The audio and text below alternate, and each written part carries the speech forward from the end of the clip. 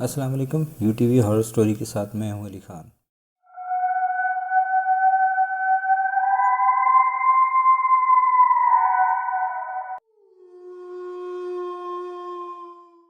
Viewers, आज जो story आपके लिए लेकर आए हैं, ये स्टोरी हमें भेजी है मुज़ाहिर अली ने, जिनका ताल्लुक़ है कराची सिंध से।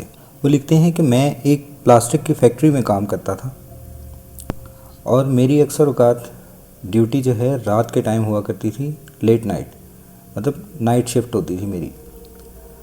अब नाइट शिफ्ट में वो अक्सर औक़ात रात को लेट हो जाया करते थे, कभी 2 बज जाते थे, कभी 3 बज जाते थे। क्योंकि रात का टाइम था और काम भी इतना ज़्यादा नहीं था, तो मैंने कहा क्यों ना चाय पी ली जाए।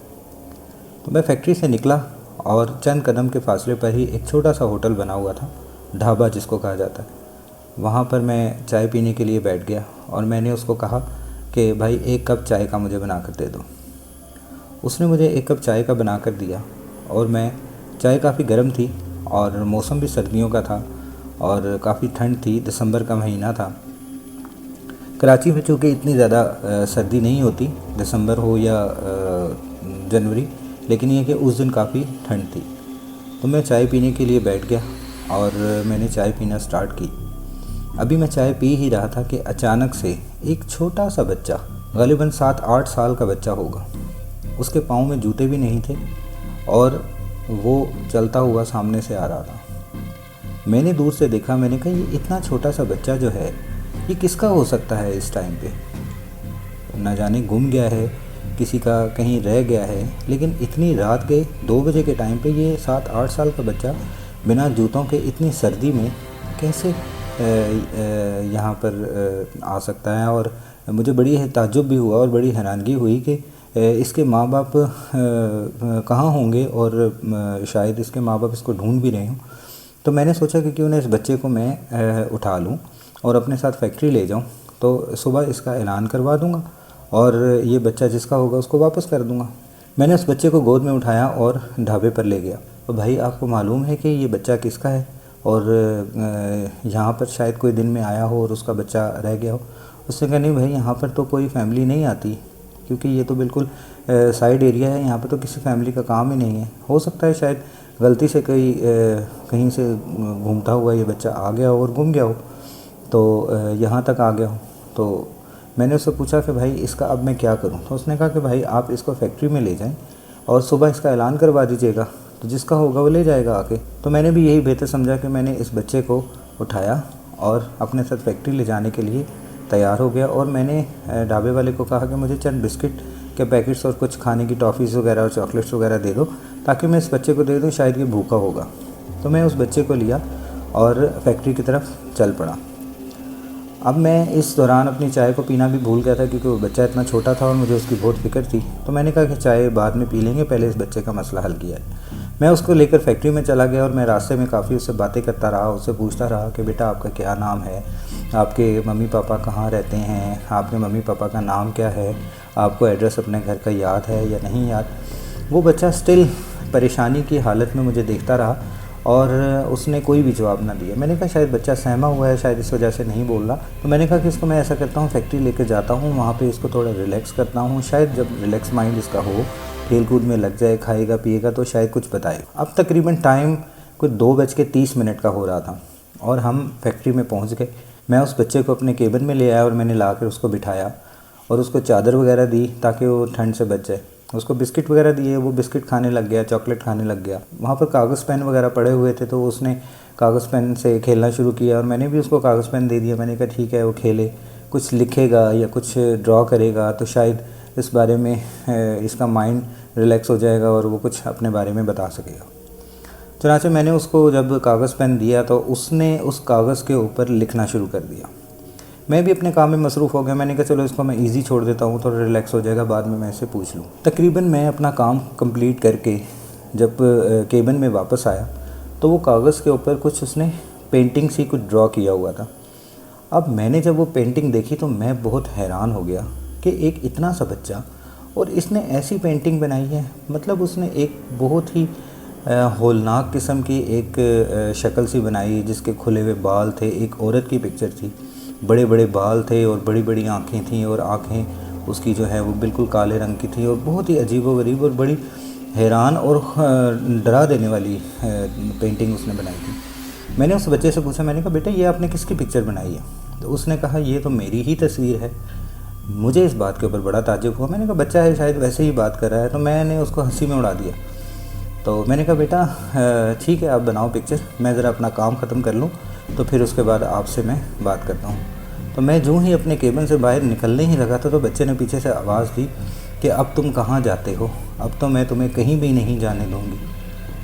मैंने पीछे मुड़कर देखा और मैंने कहा कि ये बच्चा और एक औरत की आवाज़ में बात कर रहा है और इतनी हैबतनाक उसकी आवाज़ थी कि मैं तो बहुत डर कर रह गया। और बच्चा वो मेरी तरफ देखकर मुस्कराए जा रहा है, मुस्कराए जा रहा है। मुझे बहुत खौफ आया और उस वक्त मेरे दिमाग ने थोड़ा सा काम किया और मैंने कहा कि शायद हो सकता है कि मेंटली तौर पर बच्चा डिस्टर्ब है, इस वजह से इस तरह की हरकतें कर रहा है। तो मैंने उसको कहा बेटा आप इजी होके बैठ जाओ, चॉकलेट्स वगैरह खाओ, आपको सुबह आपके मम्मी पापा के पास ले जाऊँगा, आप फिक्र ना करो। उसने कहा कि मम्मी पापा को आप छोड़ो, अब मैं तुम्हारे साथ सारी ज़िंदगी रहूँगी, तुमने मेरी मदद की थी और अब मैं सारी ज़िंदगी तुम्हारे साथ रहूँगी, अब मैं तुम्हारा पीछा कभी भी नहीं छोड़ूंगी। उसकी ये बात कहनी थी कि मेरे तो पैरों के तले ज़मीन निकल गई। उस बच्चे की आवाज़ एक तो इतनी भारी थी और औरतों वाली आवाज़ थी और उस आवाज़ में इतनी गरज और इतना खौफ था कि मेरा पूरा जिस्म लरज़ने लग गया और मैं वहाँ से उल्टे पैर भागा। मैं भाग रहा था फैक्ट्री के गेट के बाहर जाने के लिए और वो पीछे से मुझे आवाज़ें दिए जा रही थी कि ठहर जाओ, मैं तुम्हें नहीं छोड़ूंगी मुज़ाहिर, मैं तुम्हें नहीं छोड़ूंगी, मैं तुम्हारे साथ रहूंगी सारी ज़िंदगी। मैंने उसकी एक आवाज़ ना सुनी और मैं वहाँ से निकलकर सीधा फैक्ट्री के गेट पर पहुँचा और मैंने गार्ड को ये बात जाकर बताई। गार्ड ने कहा कि सर आप इधर ही वेट करें, मैं देखता हूँ कि कौन है। तो वो गार्ड चला गया अंदर और मैं तकरीबन 10 मिनट गार्ड की चेयर के ऊपर बैठा और गार्ड का वेट किया। गार्ड जब वापस आया तो गार्ड ने मुझे आकर कहा कि सर अंदर तो कोई भी नहीं है, आपका केबिन तो बिल्कुल खाली है और मशीनें वगैरह वैसे ही चल रही हैं। तो मैंने गार्ड को कहा कि भाई मैं अब यहाँ पर नहीं रह सकूँगा, मैं अब घर जा रहा हूँ, तुम दूसरे लड़के को बुला लो और या फिर मशीनें ऑफ़ कर दो, मैं तो घर जा रहा हूँ। मैंने फ़ौरन अपना बाइक स्टार्ट किया और घर की तरफ चल पड़ा। घर जाकर मैंने बाइक स्टैंड पर लगाया और जाकर कमरे में लेटकर ब्लैंकेट ओढ़कर मैं तो सो गया। अब सुबह जब मेरी आँख खुली तो मेरी बेगम ने मुझे कहा कि आज रात आप जल्दी आ गए थे। तो उसने जब मुझे देखा तो मुझे इतना शदीद बुखार था कि मेरा पूरा जिस्म तप रहा था और पसीने पसीन था। मेरी बेगम बहुत डर गई और मैंने जब अपना सारा ये वाक़या अपने बेगम को सुनाया तो उसने कहा कि आप फ़िक्र ना करें, हम मुफ्ती साहब को बुलाते हैं और उनसे इस बारे में डिस्कस करते हैं। फिर मैंने मुफ्ती साहब को बुलवाया।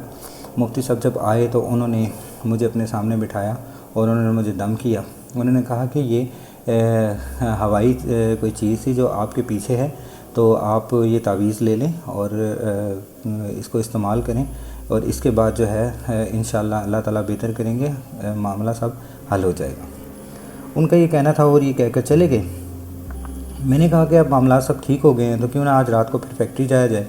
तो अभी रात के 9 साढ़े 9 बजे का टाइम था। तो मेरी बेगम ने कहा कि नहीं, आज आप फैक्ट्री ना जाएं, आज आप घर पे ही रेस्ट करें, कल आप चले जाइएगा। मैंने कहा नहीं, मुझे जाना पड़ेगा। अभी ये बात कहनी ही थी कि मुझे इतने ज़ोर के चक्कर आए और मैं गिर गया। मेरी बेगम बताती हैं कि आप बेहोश हो गए और बेहोश होने के बाद आप अजीब आवाज़ें निकालने लग गए और आप ये कहने लग गए कि मैं इसको नहीं जाने दूंगी, मैं हमेशा इसके साथ ही रहूंगी और जो है मैं इसके ये मेरा है और मैं इसको कभी नहीं छोड़ूंगी। तो मेरी बेगम ने ये सारी बात बताई। क्योंकि मैं तो बेहोश था, मुझे तो उस बारे में कुछ इल्म नहीं था। मेरी बेगम बताती हैं कि मैंने मुफ्ती साहब को दोबारा कॉल की और मुफ्ती साहब आए और उन्होंने आके मुझ पे कुछ पढ़ना शुरू किया और पढ़ते यूँ ही उन्होंने मुझ पे पढ़ना शुरू किया तो मैं एकदम उठ के बैठ गया। मेरी आँखें बिल्कुल सफ़ेद हो चुकी थी और मेरे मुंह से अजीब सी आवाज़ें निकल रही थी, भारी सी, बहुत हैबतनाक किस्म की आवाज़ें निकल रही थी। मतलब सब घर वाले, मेरे बच्चे, मेरे वालिदैन, मेरी बेगम सब डरे हुए थे। और उन मुफ्ती साहब ने आके मुझे दम किया, मुझे पानी पिलाया और पानी पिला के उन्होंने कहा कि तुम कौन हो और तुम क्यों इसके साथ तुम इसको क्यों तंग कर रही हो। उसने कहा कि मैंने इसको दूर से देखा और मुझे ये अच्छा लगा, इसने मेरी मदद की, तो मैंने कहा कि अब मैं इसके साथ ही रहूँगी। तो मुफ्ती साहब ने कहा कि भाई उसने तो आपकी मदद की थी, तो आप इसके साथ अब इसको तंग क्यों करिए। उसने कहा कि मैं तो इसके साथ ही रहूँगी, मैं तो इससे कभी भी दूर नहीं जा सकती। तो मुफ्ती साहब ने कहा अच्छा ठीक है, तुम अब इससे दूर नहीं जाओगी तो अब मैं तुम्हें दूर करूँगा। फिर मुफ्ती साहब ने कुछ पढ़ना शुरू किया और तावीज़ात बनाकर जूँ ही उन्होंने तावीज़ात को आग लगाई तो मेरी बेगम बताती हैं कि मैंने ज़ोर ज़ोर से चीखें मारना शुरू कर दी। मतलब मैंने नहीं, मेरे साथ मेरे अंदर जो वो चीज़ थी उसने चीखें मारना शुरू कर दी और तकरीबन 1 से 2 घंटे लगातार ये मामला चलता रहा और आखिरकार वो मेरे जिस्म से निकल गई और मैं एक बार फिर बेहोश होकर गिर गया। ये मेरी बेगम मुझे बता रही थी। तो मैं गिर गया और फिर उसके बाद मैं लेट गया और मुफ्ती साहब ने कहा कि अब ख़तरे की कोई बात नहीं है, वो जा चुकी है और अब ये बिल्कुल ईज़ी हैं, तो आप ये वाला जो तावीज़ है इनके हाथ पर बांध दें और इन्हें कहिएगा कि कभी भी ये तावीज़ ना उतारें।